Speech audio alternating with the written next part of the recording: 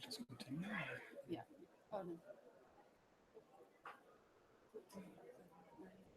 I just continue. Maybe it's easier. We have limited time.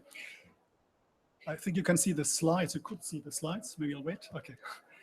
It's a bit experimental. We have Pablo here who likes this kind of stuff. It's all, of course, intentional here. Okay, let me continue. It's a number of I tried to get into the building on Rachel's presentation and trying to put out that there's a number of questions and actions that need to be taken forward. Ideas can be go towards a principled approach to loss and damage. A key question here is what are we talking about actually? Here's this distinction that Rhoda Verheyen brought into the discussion. There's many parties talking about today's unavoided losses and damages, call them risks. Other people talk about avoiding future risks and preventing unavoidable risks. So the questions that come about is how different is this debate from adaptation, disaster risk management? Rachel mentioned that. And what I said before, can we find out whether there's a loss and damage risk and option space? Idea is here, suggestion is that we can build on a broad climate risk analytical lens, not only calculating numbers, not only doing modeling and stuff, but can we think about a broad climate risk analytical perspective? And of course, I'm trying to promote this one and building on IPCC's definition of risk being quite a broad construct that looks into effects on human value and uncertain outcomes. And I'm also trying to suggest a research lens on climate risk is quite broad. There's various framings, as colleague Roger Jones brought out in the IPCC report. We talk about the 5 reasons for concern. That's the idealized risk. So going back to a former state of the atmosphere that we are affecting by anthropogenic emissions. There's the issue of calculating risk, and the important issue of the social sciences coming in with the issue of perception and deliberation. What we are suggesting in our recent paper in Science is that risk science in such a broad framing can indeed provide a way forward. If you think about comprehensive risk analytics, risk preference and tolerance, and justice principles. Risk perspective, you can think about sudden to slow onset events. I'm rushing through that quickly. We have seen observed impacts all over the globe over the last 50 years. So loss and damage is happening at different levels of causality and causation and confidence. The evidence base is not massive due to lack of observation. Doesn't mean things are not happening, but you need quite a long time series to think about, to build in loss and damage, an attribution detection framework. IPCC has gone forward with regional level global risk assessment, and that's building actually on calculated risk, and also on risk perception. It's also building on expert judgment. We've heard about risk preference and tolerance, talking about the limits of acceptable risk tolerance, and going to high level intolerable risks. Climate justice, Rachel went into that. We talk a lot about compensatory justice in the debate. There's also the issue of distributive justice. So a needs-based, serving the needs of those that need attention for dealing with disaster risk today already. Suggestion here, the space. We can indeed, as I'm suggesting with my colleague, we can think about a principled risk space, and we can identify curative measures and transformative measures. So there's a distinct risk and policy space for loss and damage, as we are trying to put out in that paper. Probably the slides will be online later, as I'm rushing quickly through that, given strict timekeeping here. Let me just try to make a point with a quick example from a group of countries that have started the debate, the small island states. The small island states, as you see in that chart here, is seeing quite some impacts in marine ecosystems. Here's great confidence. So there's this four icons that are filled out. Climate change is the key driver behind it. But then we also have like human systems. You see this little family with one child. There's 2 icons only. They're not filled out. It's meaning the level of confidence that climate change is behind the impact of this family is seeing on the small island states is medium level. And there's also other drivers behind it. It's also exposure, it's vulnerability, it's many things. It's basically multifactorial. A little bit of risk exercise, which you see here. It's coming from the 5th assessment report, working group 2. My colleague Thomas and I tried to cast this in this broad-based narrative, basically. What you see here, you see risk playing out from the present to the longer term. And just look into the arrows and the boxes, and what you see here, risks are worsening over time. That's the one message. So it's going from tolerable today, so risk being pretty bad today already, but going into the intolerable risk space over time. The boxes mean something more can be done, risk can be brought down with certain actions. And these actions you see somewhat outlined here. Let me just bring those in. So in addition to outlining the risk space, you can think about a policy space. There's an adaptation deficit. We call it baseline risk reduction. It's an adaptation deficit in the picture. We have adaptation deficits all over the place, including the small island states. In the tolerable risk space, we have also, like as you call it, curative loss and damage. Sea level has risen. It has increased the chances of coastal flooding affecting people and ecosystems. So there is already a sizable element in here. That's a black arrow where climate change is behind the issues. Understand? But then we also see the boxes. Here in the boxes, you see two kinds of arrows, the blue arrows and the white arrows. The blue arrow is basically standard DRR and CCA, so standard disaster risk reduction and climate change adaptation efforts. The white part is basically this additional issue that needs attention, as we call it, transformative risk reduction. DRR could be building more seawalls, doing early warning insurance. Climate adaptation could be talking about maintenance and restoration of coastal landforms. The white arrow, as we suggest, has to do with transformative risk management. So it's about alternative livelihoods, switching from maybe from agriculture to service industries, screening the economy, whatever is useful anyway. Also think about voluntary domestic or external settlement. So these are just suggestions here. This space is not fully concrete. You see also white arrows already today in that box. Suggestion is basically that over time, as you move into the intolerable space, for thinking about the transformative part of risk management. It's also more as we go forward with climate change, if we don't live up to the 1.5 and 2 degrees, there's more need also to think about the curative loss and damage part. As sea level is rising, risks are increasing. And once you hit the intolerable space, there would also be need for thinking about involuntary migration and displacement. So that's a quick run through that. Basically, the suggestion is here, as you take a risk perspective, you can, there's a way to think about distinct measures that can be subsumed under loss and damage. So transformative measures and curative measures, and I'm just running through that. We see curative options already being discussed today. Patient facility being discussed here at COP. There's also national level loss and damage mechanisms that Emily and Salim will talk about later. Sorry, I didn't want to end here, but also transformative measures is discussion here, mostly on insurance. How can we link insurance to risk reduction, and how can we incentivize better risk taking and stuff like that? But mostly the discussion is about insurance. We need a broad-based discussion here.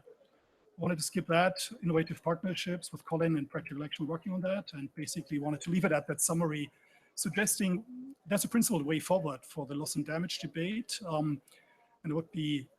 we would be glad to hear your comments on that and see whether any of this can be taken forward. Thanks a lot. Thank you, that's great. Thank you, Reinhard.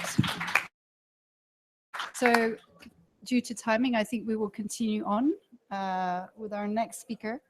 Pablo, I'll hand over to you. Thank you. Thank you. So you've heard a loving accusation of me being experimental, and I will take that up, and we are going to all do something, not just you listening or checking email and we talking.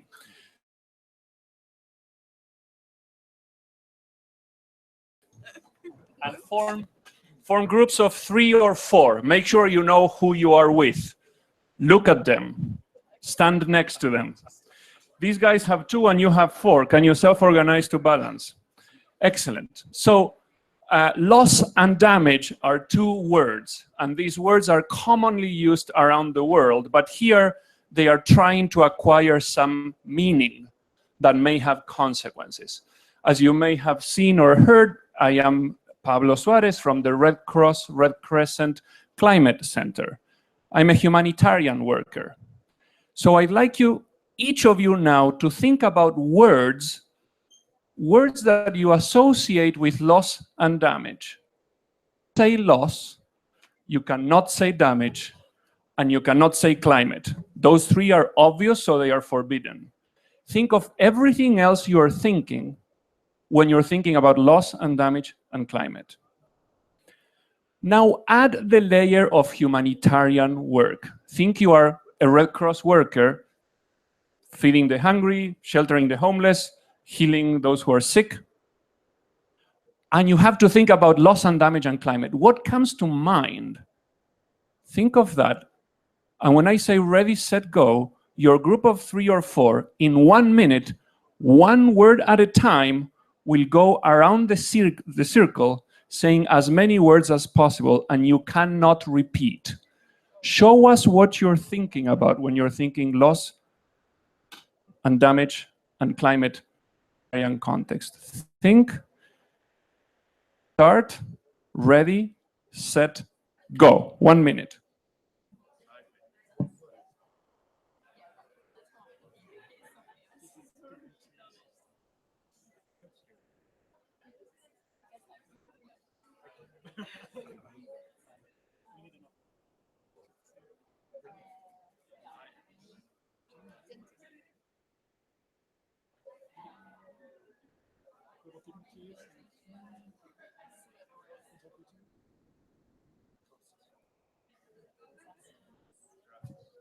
"15 seconds left.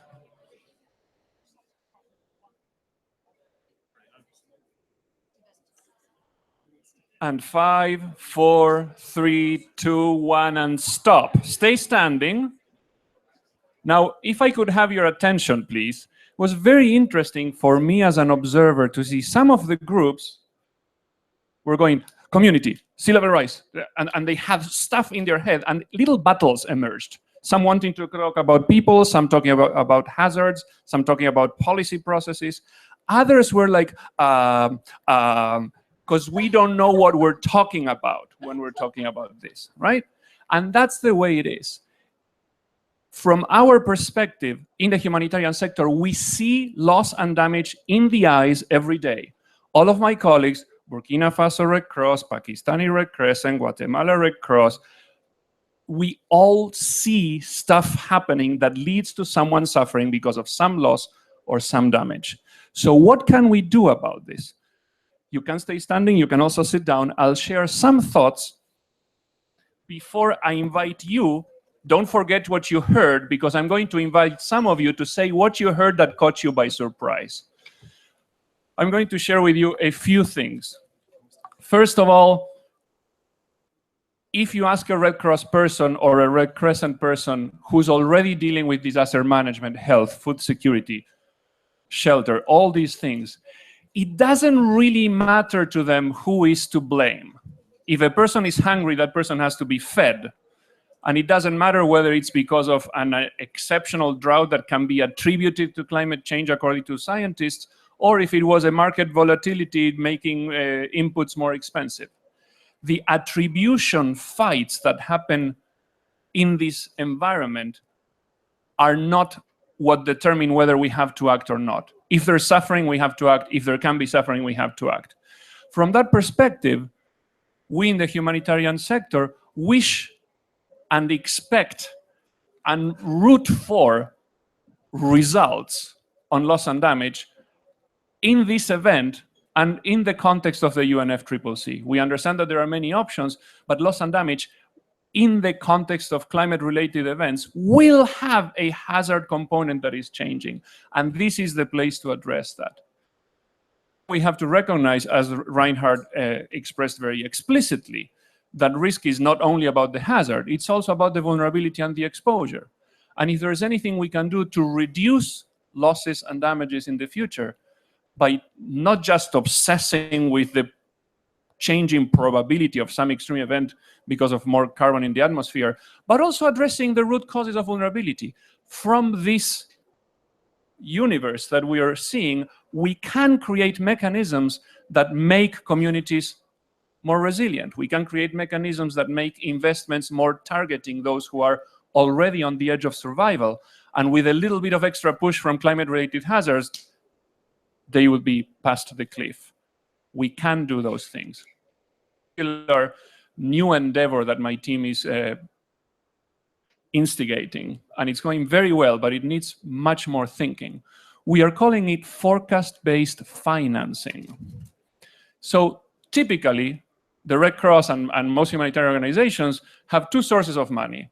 One is after the shock. CNN is showing people are about to die. Oh my goodness, someone's about to die. There's a lot of suffering. Let's do something. We need to go. We need money for the fuel. Can someone give us money? And there are mechanisms to deliver money after the shock. There's also mechanisms for giving money on a normal day.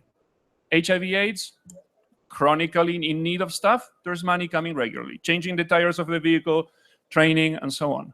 What we don't have, or we used to not have until very recently, is financial mechanisms to move money so that we can take action before the disaster, but after science says that an extreme event is likely. And you're not prepared, only then it becomes a disaster.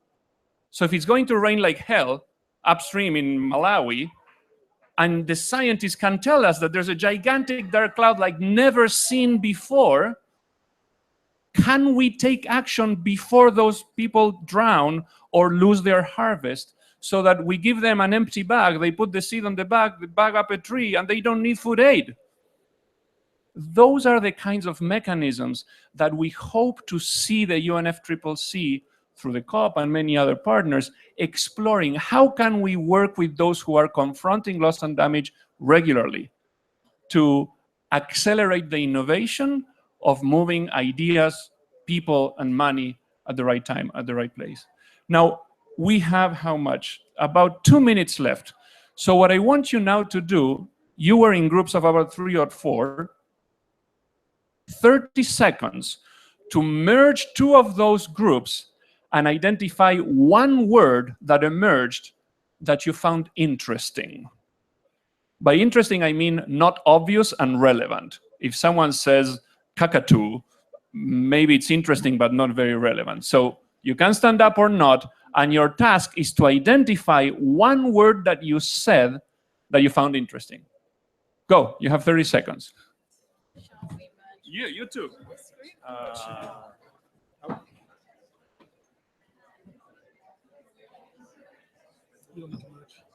Right.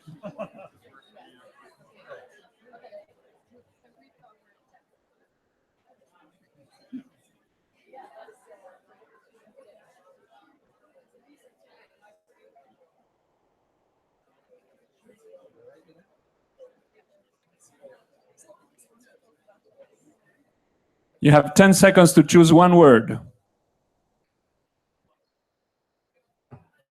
And 5, 4, 3, 2, 1, and stop.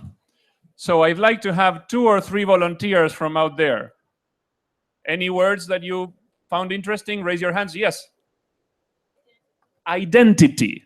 Who are you? If you want to not lose something, it's not just your food, it's also who you are. Pacific Islands want to be who they are. Another interesting word. Raise your hand first. Yes. Injustice. It pervades everything. And we in the humanitarian sector usually have to pick up the pieces of unjust decisions or unjust allocation of stuff. Let me invite these guys before I end my slot. What did you guys agree? Death. That's a pretty powerful word.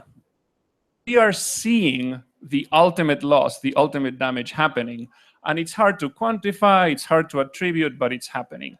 How are we going to confront that? How are we going to confront the emotional raw power of that absolute loss in the context of crafting text over the next 2 weeks? Again, we from the humanitarian sector in general and from the Red Cross, Red Crescent Climate Center in particular, thank you for being here, for thinking about this, and we hope that something comes up in this context and that leads to better actions. Thank you very much. Thank you. Thank you for a fantastic, energizing and provocative session there. Thank you. Now I'm going to hand over here to Colin, who's going to talk further on community perspectives from a practical action perspective. Thank you. And standing up and working in groups, I just don't have the energy. What I wanted to focus on was the reality of loss and damage for the communities that Practical Action is working with.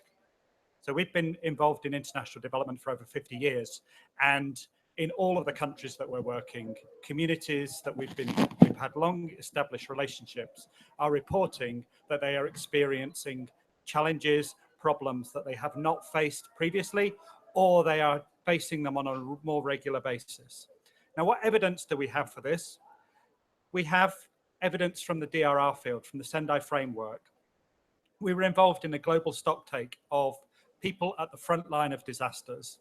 And the overwhelming evidence from this views from the front line data sets, these interviews with people who are facing disasters on a regular basis, is that they're occurring more frequently, they're occurring more severely, and people are struggling to cope with them. And I just want to capture some of those images to share with you in the session today. So one of the things is, yep, we know floods, we know droughts, we know sea level rise, we know acidification. They're all occurring more frequently. Yes, more people are living in vulnerable areas, but there is also anecdotal evidence that indicates that these things are happening more regularly. Cities are having to face those threats. Now, there are many fairly simple technologies, as this community in Bangladesh demonstrates, that they can use to protect their assets, their livelihoods, their homes. And here it's just simple sandbags filled with sand used to protect critical areas of the community. But one of the things that the communities are reporting is that more and more of their resources are having to be allocated for these types of responses, for these types of preparedness measures. And what that means is they've got less to actually then invest in their. In many cases, as this person in Bangladesh typifies, they actually lose their land, they lose their homes, they become dependent upon the chores, the big sandbanks that appear in the rivers in Bangladesh. And through appropriate technology, through alternative approaches, they're now able to cultivate on those sandbanks. And this person is a pumpkin farmer. And he's able now to generate a livelihood. But his livelihood, compared to the livelihood of his parents, is very, very different. And we're seeing more and more of these shifts in the way that communities are having to cope with the consequences. In Bolivia, we're working with communities that are vicuna hunters. Not hunters. They corral the animals on a bi-yearly basis. They shear the pelt off the animal, then they release them back into the wild, and they then turn that vicuna wool into very high quality wool that they then weave into fabrics. What they're finding is that they're having to go to actually collect the animals. The populations of the animals are fluctuating much more significantly than they were previously. And overall, the effort to do this is going up, unfortunately, not in line with the value that vicuna wool provides to those communities. Many of the communities that we work with, given the resources, given the knowledge, given the capacity, are able to respond to a lot of the challenges that they face. And this is a community initiative in Sudan, in Darfur, where a number of communities that are all dependent upon the same river system have organized together collectively to create just very basic earth dams that collect the water. And they're actually thinking about the downstream consequences. They're thinking about sharing out the water between communities downstream. But what they're finding is that the amounts of rainfall are fluctuating much greater than they were previously. So the designs they have now are great based upon the historical information and evidence, but are failing given changes in climate patterns. And finally, I would just like to emphasize that the costs of loss and damage are felt largely by those who are least responsible for causing it in the first place.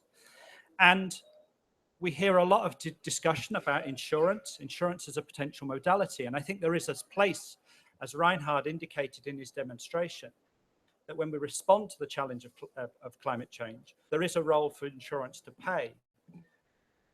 scene of devastation post-Hurricane Matthew in Haiti demonstrates, insurance isn't going to be able to replace everything that those communities are dependent upon. It might be a one-off payment, or it might be a series of payments that help communities get back on track.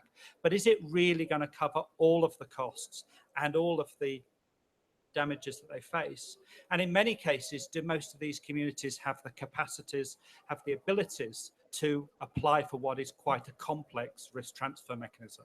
As everybody in the room probably knows who's got a car, who's got a home, insurance isn't a straightforward, simple thing. And potentially you need a lot of information, a lot of support and help to actually apply for insurance. So I just wanted to take this opportunity to demonstrate some of the impacts that loss and damage is having at the front line for those communities who are suffering on a daily basis. Thank you.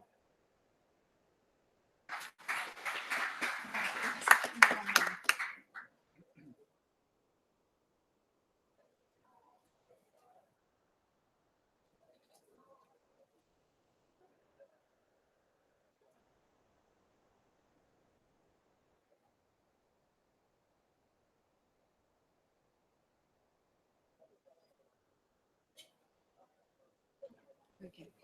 Thank you very much. I'm going to give a very short, just an insight following on from Colin. I think it's quite effective work that is that I'm conducting with a number of collaborators. Salim is one of those, supported by the Resilience Academy, and it's trying to look at the notion of national mechanisms for loss and damage.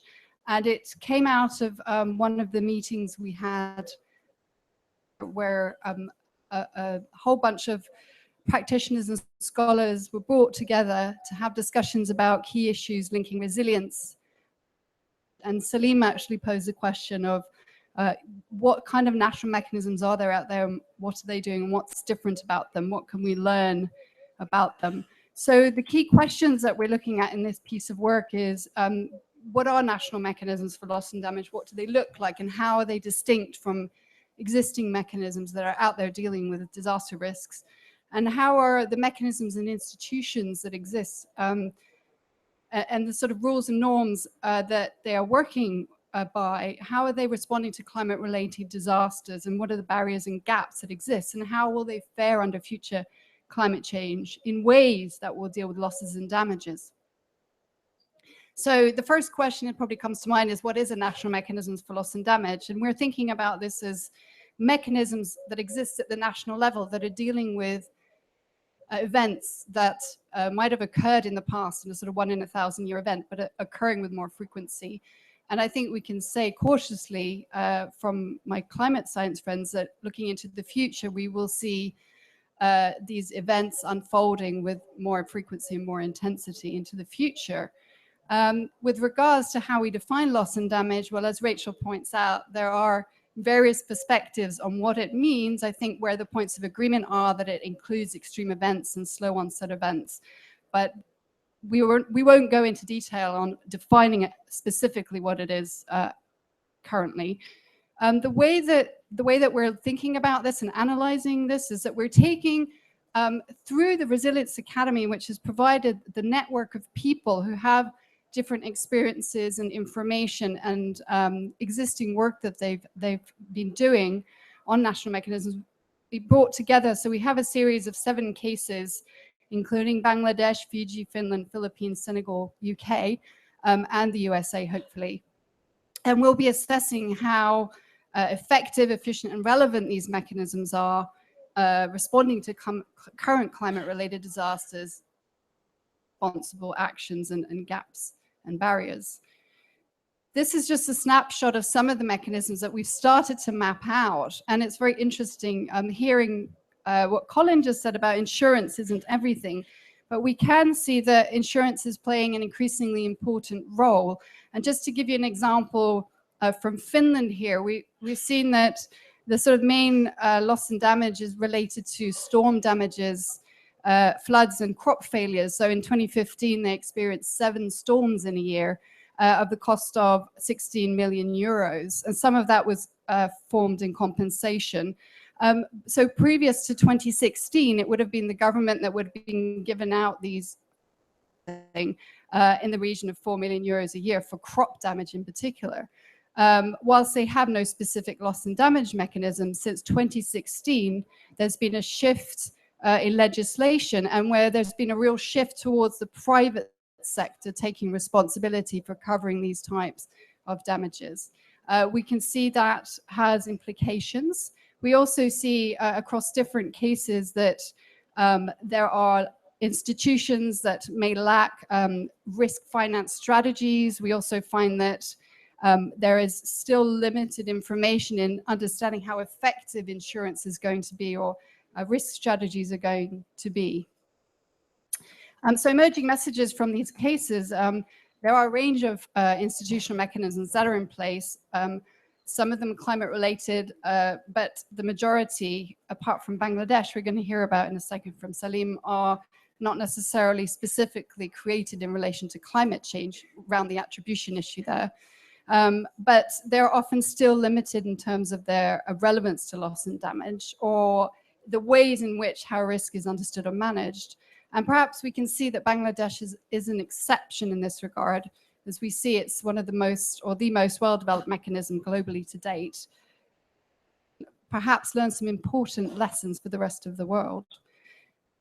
Just to wrap up on some discussion points which we might want to return to after our discussants have commented and we open up the floor, but this issue really of you know, how certain are we that these mechanisms are related to climate change? It's the attribution issue in a sense, and if these things aren't attributable, does it matter? Why does it matter? And this goes back to the point made here about addressing vulnerability. Is that not more important? And in some cases, we see that the attention to these events and trying to link them to climate change starts to appear once the wealthy or the richer are perhaps affected, and it becomes an issue that becomes more top of the agenda. So in a sense, a little bit of a provocative question there is, do we care more about it once it becomes something that is affecting a greater number of people? So I was just given a short interlude there. So because Bangladesh has got experience and they're developing their national mechanism on loss and damage, I think I'll just hand over to Salim here to say a little bit more specifically about Bangladesh.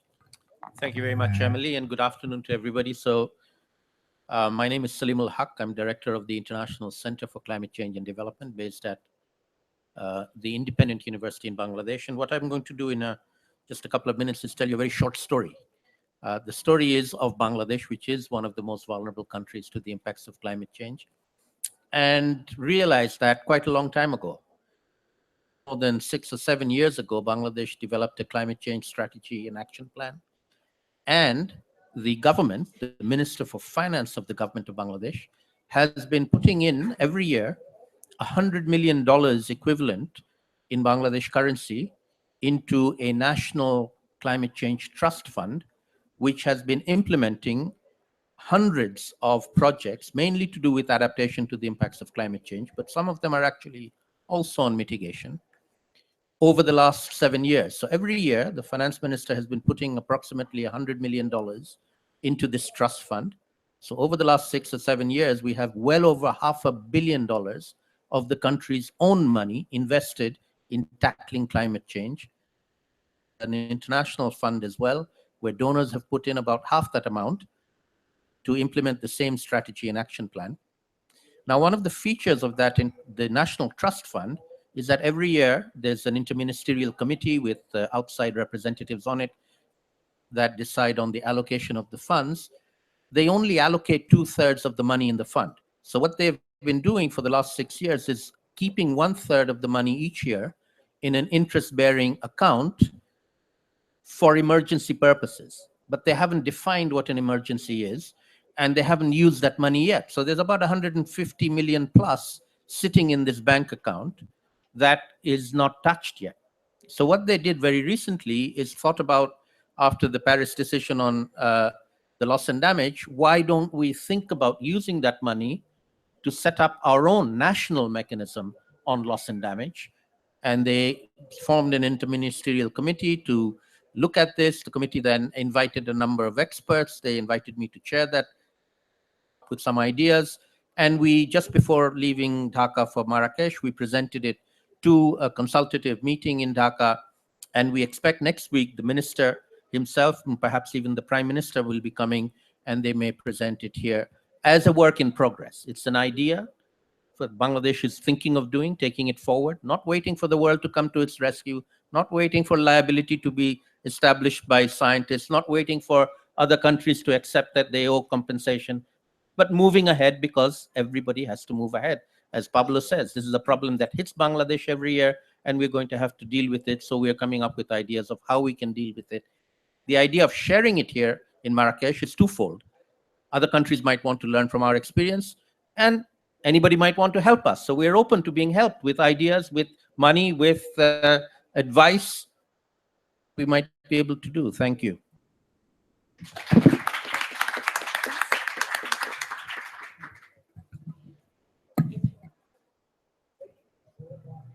Thank you.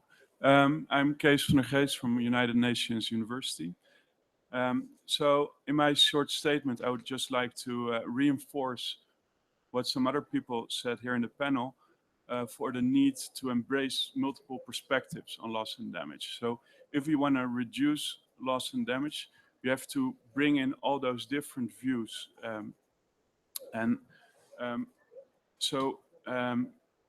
Rachel emphasized these like different typologies of loss and damage. What I would like to emphasize here is that between climate change and loss and damage, there's actually a whole chain of causes and effects. And you need to understand that whole chain of effects. You need different types of scientists, you need different types of practitioners to work on all these elements. So it's not just about understanding that for the sake of science. If you look at that change, so from climate change to extreme events to slow onset processes, but then to ecosystems and to vulnerable people. And also this is about the adaptation options that people have to deal with climate change up to a certain level, and the limitations and constraints. All these chains in the link provide policy options for reducing loss and damage. So you need to bring those perspectives in. And what we have seen is that most of the studies so far on loss and damage, empirical studies, looked at loss and damage specifically to human systems. At Nations University, we've done a number of case studies, and we have done the same thing. We went directly from climate change, directly to people. Just sort of assuming that between the climatic stressor and people, it was like, yeah, obvious that, you know, when there's a drought, crops die, livestock die. But actually between the event and the impact or the losses, there are ecosystems there. And so this, I'll just show, this is one report that we now done with UNEP. It's called Loss and Damage, the Role of Ecosystem Services. And quite a few people in the room here have contributed to this report, and also on the table here, Rachel and Salim. If I say that this whole chain needs to be understood, that might still be a little bit abstract. So we are in Morocco here today. So if you imagine you're a farmer and a drought hits your village, it's not that that lack of rainfall directly kills your crops, right? So what happens is that due to the lower amount of rainfall, the ecosystem is not able to provide enough like water, fodder, and soil fertility to provide for the crops and livestock. So that, again, that might seem very obvious, but when you think in policy options, it's like, okay, this is not about you need to compensate a farmer for his losses. No, it's about what can you do to make the ecosystem more resilient to drought, so that when a drought hits, it can still provide to people. And there are options there. Or what can we do to make that farming system more resilient to drought, so that when there is not enough soil moisture, maybe with different crops or more resistant crops, those climatic stresses do not translate into actual loss and damage. So this is just one element that I think so far has been missing in the work on loss and damage. So this role of ecosystem services, but there are a number of perspectives that have not yet received the attention they deserve. And I think all of us working on loss and damage should always try to bring in your own science, your own experience to contribute to loss and damage. Thank you. Thank you.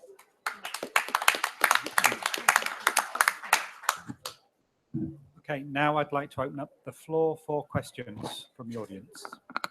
Do we have microphones at the back?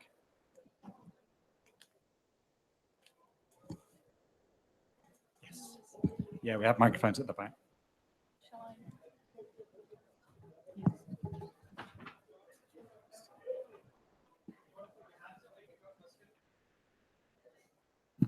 Yeah, if you put your hands up, if you have a question, and maybe say your organization or where you're from, that would be really great. Thank you.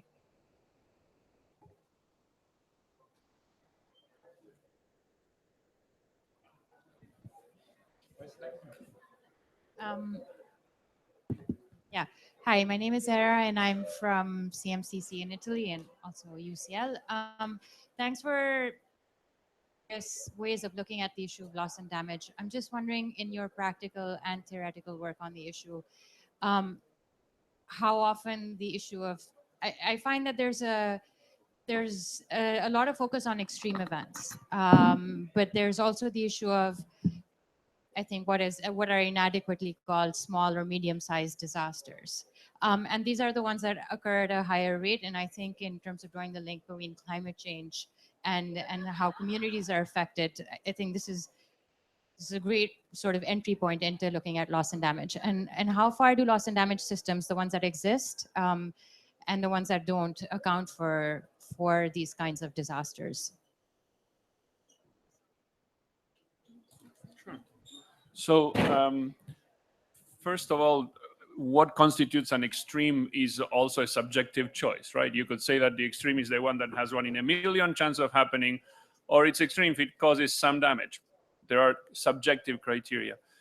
In my experience, and this is not an institutional position of my organization, but what to gain by investing in improving the reduction of negative consequence to those things that in the past happened every 3 to 10 years. Because our systems, even urban drainage, was designed to accept, every 10 years or so, your shop gets some water and the things you're selling are spoiled. But if that now becomes every 2 years, there are usually very little things you can do to protect. Put the refrigerator on bricks. It's extremely affordable to take some actions that avert the loss and the damage in that time scale. So yes, of course, the Haiyans and the Pakistan floods, the ones that are near unprecedented, merit a lot of attention. But if you look at how much we can do to avert, how much we can do to reduce, we have more opportunity in those areas. And even though there is all this complexity of the causal vectors that contribute, also people have more is the range of choices. So with a little bit of investment, maybe more can be done. So yes, one of the things to address. Thanks. Maybe a quick comment to add to this debate. You're right, there's a lot of debate about disasters. By definition, there's few data points on these. They're important. So one would expect as we move down to medium or more frequent events, we have lots more to observe. We can better study loss and damage, which is true for the medium-sized events. But the interesting part is the really small-scale events. There's also little recording of those events because they are important, but not so important for the media to pick up. But there's good evidence also these small-scale events are eroding livelihoods moving people beyond their limits. And the UN ICRG report, I think 1 or 2 years back, was even saying the total impact losses from these events may be bigger than the impacts from disasters. I wouldn't play it out against each other, but I think it's an interesting point to study. Also, what I mentioned, we need by itself, but we need a bit better observations also. How do people cope with those events, as you say? Yeah. I'll just add to that there is a sort of emerging research field around this, and I've done some work with colleagues in India, in the Sundarbans. Aditya Ghosh, he's been looking at, he calls them everyday disasters and everyday resilience. And it is exactly about this, that these small under the radar events are occurring and they're accumulating. So it's the sort of the accumulating effects together with maybe these more extreme large events that we need to know a lot more about. And we need to bring to the attention of these broader fora and policies which don't cover, because it's the livelihoods on the ground and it's the compensation to families and individuals and the effects, the outmigration from areas into cities and all sorts of things that are occurring as a result of this. And it's going to be a research area going forward and into policy. Thank you for bringing that up. We've got 2 people who've got microphones, so if you can ask your questions, and then I want 2 more hands up to, could you pass the microphones to those 2 people? Brilliant, thank you. Thanks, and thanks to all of you for really interesting and thoughtful comments today. I'm wondering, with respect to the comments about the importance of investing in, reducing vulnerability rather than obsessing over, can you attribute this exact event to anthropogenic climate change? I think probably everyone in this room, I would guess, agrees that the importance of reducing vulnerability. I'm wondering about how we deal with that logistically, because that starts to bleed into adaptation, which is supposed to be a different category of finance. And do we run into a trouble of, if loss and damage is supposed to be additional to adaptation finance, how do we account for that? Should we get the other question? Yeah, we'll get the other question and then we'll address that one. Okay. I don't know if this is on or not. It's Leo Hickman from the Carbon Brief website. I just wanted to ask the panel what your kind of collective thoughts are on, as the IPCC AR6 cycle begins and new scientists are working on building up the evidence base for that. What do you currently think are the holes in the evidence base? Where can scientists help more, particularly as they're publishing more studies in the coming years towards AR6? Where can they help more with the loss and damage agenda? Do you want to start? Sure. So maybe I can say a little bit about both questions. So I think the attribution issue is a really interesting one. I would say that because I work with a whole group of attribution scientists, right? So doing this work on attribution of extreme events and looking at the role of climate change in those events, and is it increasing the risk? Is it decreasing the risk? What's the effect? And so in doing that work, we have been also doing a lot of social science work to talk to people about the relevance of attribution. And again, we hear people saying it's not the most important thing. We need to reduce vulnerability for people who are suffering on the ground. It doesn't matter if it's climate change or not. And there's a real concern, and we found that in our interviews for the Typologies project, there's a real concern that if we start talking about attribution, then there will be a kind of division between, are we dealing with disaster risk reduction and development here, and then adaptation and loss and damage here? And when you're dealing at the community level, that could be disruptive, right? But I haven't actually heard many people saying that we should be on the attributable events separately. So I think we need to find a way to complicate that debate in a way, to find a way to talk about it, to recognize that we need to understand changing risk and we need to understand how climate change is affecting the hazards without it all being only about blame. So I can see that it's important to reduce vulnerability, but it's also important to understand changing hazard, even if you're not suggesting that the climate change portion of the hazard be dealt with separately. In terms of holes in the evidence base for the IPCC, maybe I'll just make a comment about the climate science part of this. And of course, we're not only talking about climate science, we're also talking about science and a lot of different aspects of social science. But if we focus on the climate science part, I think a lot of people are saying, what do we need in terms of attribution? As I said, a controversial issue and one that people don't disagree about. But yeah, I think that one of the key things is understanding changing risk and changing probabilities of extreme events and slow onset events. And to some extent, that isn't that different from the science that's needed for adaptation. But perhaps there are important questions which are distinct around loss and damage. One of those questions might be, where are we going to see permanent losses? We had actually a whole list of questions that we kind of proposed that maybe could be considered by IPCC. And thinking about it a bit in terms of the 1.5 report, but there's so much to cover in there. So I think it's another discussion that's important to raise around the AR6 scoping, which is going to happen quite soon. Maybe quickly building on the second part, gaps in the evidence, and tomorrow is the call actually for sending themes into IPCC scoping exercise for the sixth assessment report. So it's good timing that you raised that question. Actually, it's today, it's not tomorrow. Oh, it's tonight. Okay, great points. I would build on what Rachel has been saying. So a lot of climate attribution work happening is useful. It's great. Good people doing it, sitting next to me and being in the room, I guess. At the same time, the disaster people also ramping up their business. And there's a certain field of study which is called disaster forensics. Disaster forensics, so forensics, trying to understand after an event, what were the causal mechanisms leading to heavy losses or community coping okay with the event. So it's looking into exposure and vulnerability. So there's some discussion merging these fields. Actually with the Red Cross Climate Center with Oxford, so we wanted to have a workshop next year, because it's obvious, you need to really think about it jointly. It's multifactorial, it's well understood.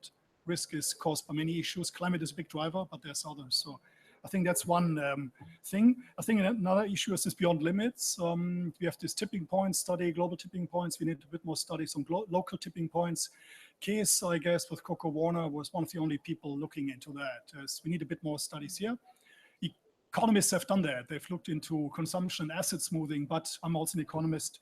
They've done that with that economics lens on, which by definition rules out non-economic losses. We need a bit more broad-based studies here to better understand, okay, what is pushing communities today?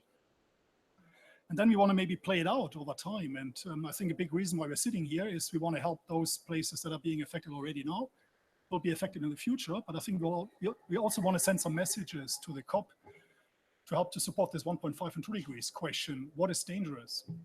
I think we understand dangerous is global, it's okay, but we also need to understand dangerous is local. And it's not enough known here. And quite often when I go to science and other meetings, people don't, it's forgotten in the debate. So that's the one thing. The second point, is this loss and damage not all linked to adaptation and disaster risk management? Yes, it's all linked. So if you want to build the evidence better, we have to really, surely we should build on disaster risk and adaptation. As I was trying to suggest, we should use the DRR and CCA toolbox, but there's certain things that maybe go beyond it. So this transformative part. And the other part is this curative. So as you do stuff and then the water rises, you have to, and so this is cost component. So the climate justice perspective, and that also plays to the second point, needs to be brought in with broad numbers, because of course we have high uncertainties here. I'm going to leave it at that. Thanks. I'll just add in my 2 pence that I think, following on from that, I think that as a social scientist and a sort of academic, I think that the issues around non-economic loss and damages are a really important dimension, and there are gaps we see in our cases of the psychological issues, the identity issues, the buzzwords we talked about earlier, but a number of those dimensions that are being looked at within sort of vulnerability community, global environmental change community, and development communities already, but linking those in within the framework of loss and damage to understand better what that means and what the implications are for people and their livelihoods, and also the governance dimension. So what does it mean when governments are shifting responsibility to insurance sector to pay? And we see, for example, in the UK, as an example of the Desmond storm, the insurance premiums have hiked to 300% or so amongst communities in Northern England who can't afford to pay these insurance premiums. And often we're talking about people who are tenants. What kind of risk governance issues are there that we need to actually address and tackle, and also how that then links back into these international policy processes and the decisions that are made. So on the one hand, on economic loss and damage and community effects, but also the governance dimensions, I think, are really important to capture in the next IPCC if we can. Let's say one thing on that last question. I think that the beginnings of the IPCC were strongly dominated by atmospheric chemistry and the like.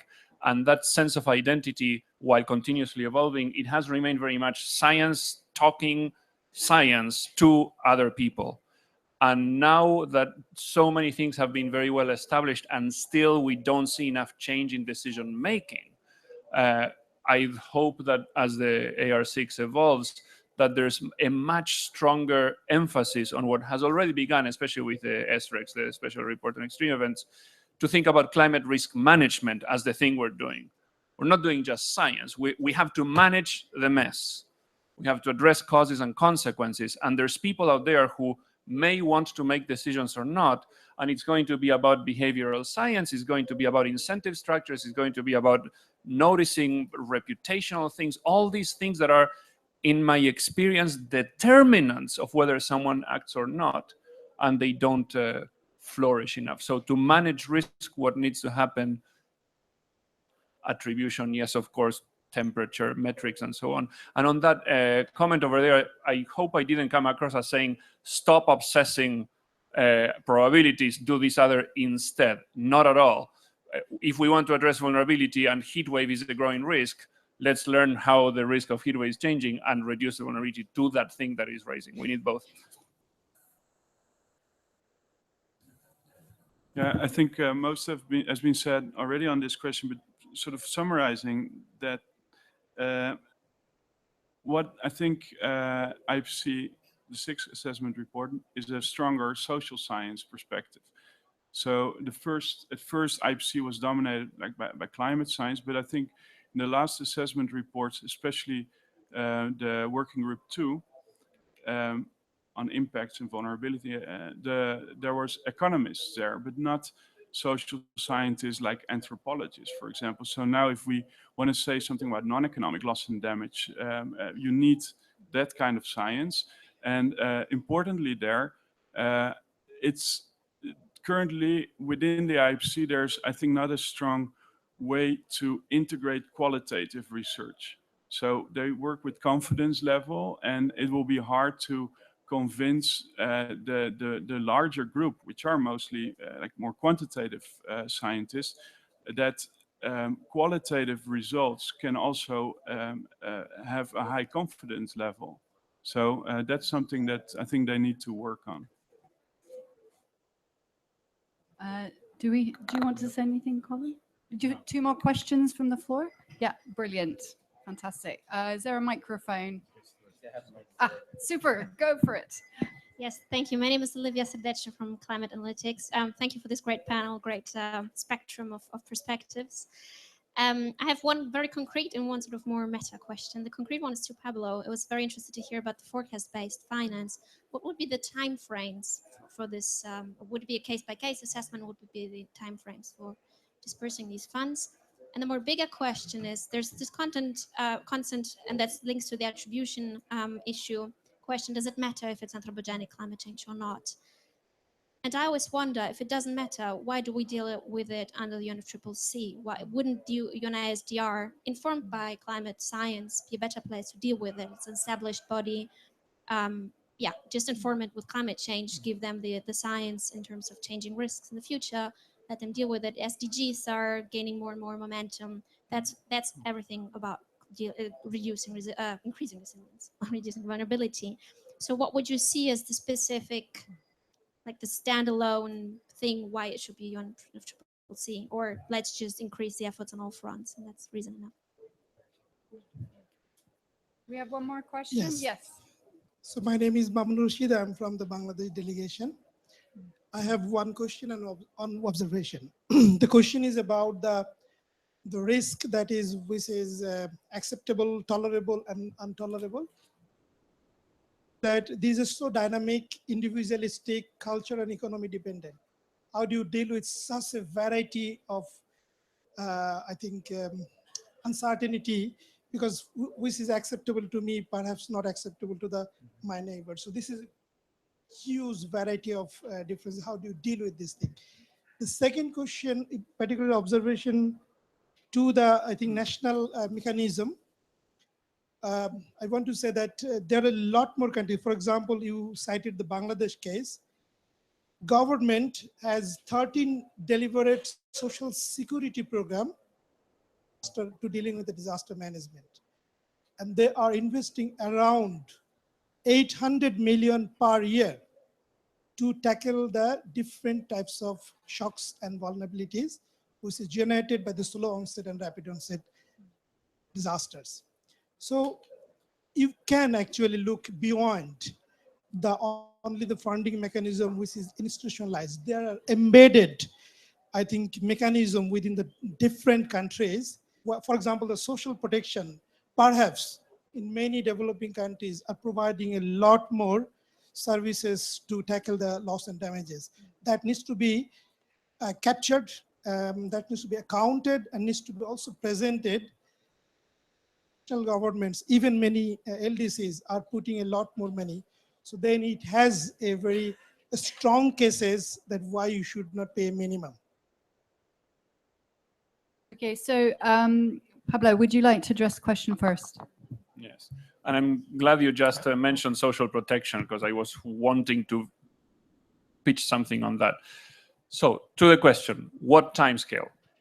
Any timescale at which science or some source of reliable information tells you, you know what, something unusual is happening, and there may be negative consequences unless you act. If you have that information, it may be worth it to allocate money to take preventive action. The two extreme timescales that we have already triggered this mechanism, one was in Togo, just this past September. There's a hydropower dam. It was raining upstream. It was filling. And as soon as it reaches the threshold, there will be overspill. And how much water down the river goes from 200 cubic meters per second, no much, children fishing, lady doing the laundry, to 800 or 1,000 cubic meters per second, which can mean death. So when we saw with 1 or 2 days anticipation that there was going to be overspill, we sent the money, we sent the people, we started mobilizing shelter, radio messages, sealable plastic bags for protecting documents so you don't lose your birth certificate and you don't have to spend 3 days in the capital city. So just 3 days can be enough. If there's something you can do with money, that is a good idea. In the longest extreme, with seasonal forecast based on El Nino in Peru, there was the anticipation of higher than usual flood risk, and we took action, and we pre-positioned drinking water and things of that sort. The conditions there were not as extreme. Sometimes you may take action and the forecast doesn't materialize. In principle, you could do this even in terms of sea level rise. You know, if you think of having money somewhere, and if the forecast says that it's going to exceed this threshold, go spend the money. I don't think it's a good idea to hoard money and save it instead of doing something else. I would imagine that up to ahead is the best timescale in terms of the science we have. But in terms of social protection, we are now thinking with Mali and with Bangladesh of just sending cash to the people who are in harm's way, so that two things happen. One is that they will know what to do with the money to protect their cattle, to buy something that helps protect, etc. But more importantly, it's a signal. They will say, I just got money because someone is telling me a flood is coming. They trust it enough that they're giving something of themselves. What should I do with this? It's about the emergence of trust, which is something I think science has not invested enough. What can we do to help people adopt, embrace forecast with a flavor of emotional trust. Okay. Quick comment on Olivia's question. Should we not talk about loss and damage under the UN ISDR? And I would say yes, why not? But at the same time, of course, maybe you misunderstood us saying it's all about vulnerability and exposure. And I'm sure Rachel and Emily wouldn't agree, and I would also not agree. Of course, climate matters a lot. That I had, that's coming from the IPCC. We have seen that on all oceans, in all continents, we have seen impacts happening. Some of these, climate change is a key driver. For many, it's multifactorial. We're seeing it already happening here. We're seeing in Austria and Germany and in the small island states. It's bad enough, but we still need to work towards the 1.5 and 2. So I think that's exactly why we need it here. If you go beyond 1.5 and 2, so that could happen, as we know, in 240, 250, yeah, maybe then we switch it over, but exactly that's why we want to avoid it. So surely, I mean, this was a rhetorical question, Olivia, I'm sure, but so that's great and appreciated. The second question was this acceptable risk. Yes, it's really broad-based. And I've shown this red coloring, which looks nice and is one tool to color your things reddish. The other question is, how can you put analytics behind it? And it's, of course, endlessly complicated because it's multidimensional. Makes it complicated. If you look backwards, you can do some research on it. You can study how have people or societies, communities made decisions, what did it imply? For example, globally, we accept 1 million people dying from car traffic every year.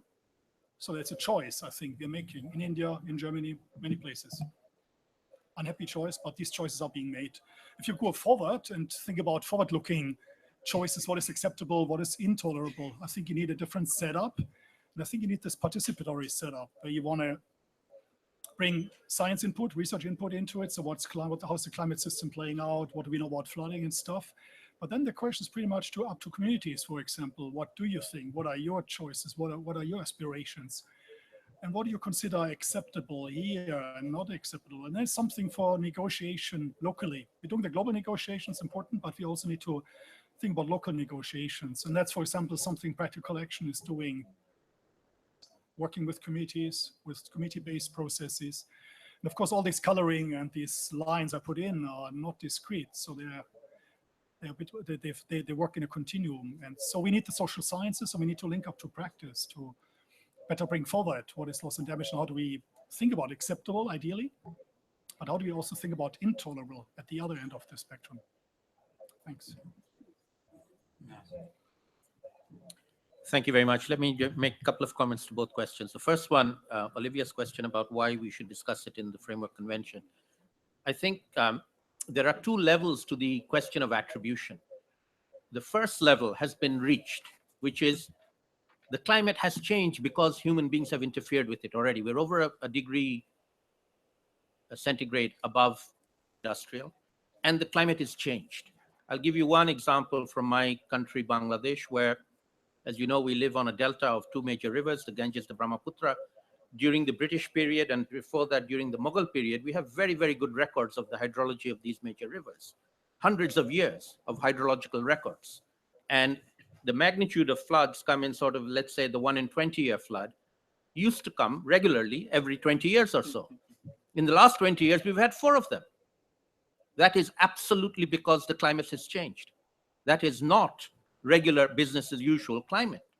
And we can have many, many other examples of that. Now, how much is it because of human-induced climate change and who's to blame? That's a completely different question, and Rachel and Miles will answer that in due time. But the first order is there's no such thing as a natural event anymore. Human beings have interfered in the system, so every single event has an element. Percent. It's not 0% anymore. It used to be, not anymore. That threshold has been crossed. On the issue of whose vulnerability counts, I'll give you the example here in the Paris Agreement. For most countries going into Paris, 2 degrees was an acceptable threshold because they said we can live with 2 degrees. We said 2 degrees not good enough because we are going to suffer the impacts of 2 degrees. You may not suffer the impacts of 2 degrees, but we will. And so we want 1.5 degrees. And in the end, we were able to persuade all the other countries. They didn't want to. We persuaded them against their will to agree to a 1.5-degree target, which they're still trying to claw back and withdraw from, but we're going to hold them to the fire and make them achieve the target they agreed to in Paris. So due to timing, we're going to just wrap up now, and I'm going to hand over to Colin, who's going to give us a little bit of a wrap up and also provide some further information that will be interesting for you guys. Okay, so everybody up on the panel today is associated with the Loss and Damage Network, which unfortunately is right at the bottom of that slide, right and bottom left-hand corners. But the Loss and Damage Network is a process that's operating parallel to the Warsaw International Mechanism. Many of the people who are loosely associated with the Loss and Damage Network attend those meetings. And the idea really is to provide a platform at which practitioners and academics come together and offer a diversity of skills that can then be our international mechanism as it moves forward. And I hope that the demonstration today gives you an idea of some of the areas that we are bringing into that debate. The outputs of that network is going to be a book, which is going to be published early in the new year. And that is going to blend some of the cutting edge thinking of some of the things that you've seen today, plus many other contributions from members of the network. And I mean, what I would hope that everybody who came to the session today, please get in touch with us. If you've got any questions, if you've got any suggestions, we would be more than happy to respond. So on behalf of myself and the rest of the panel, thank you very much for coming today. And let's catch up over the next 2 weeks. Thank you very much. Thank you very much.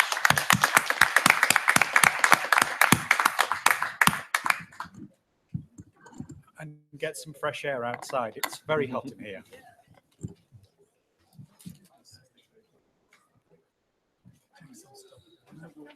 Yes. Cool air out. Sorry?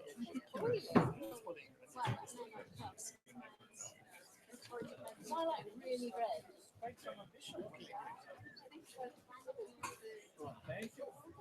Thank you.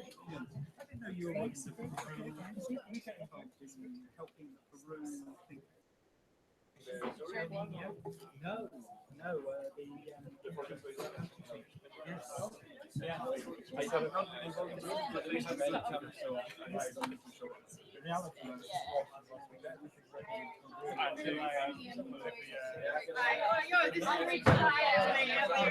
reality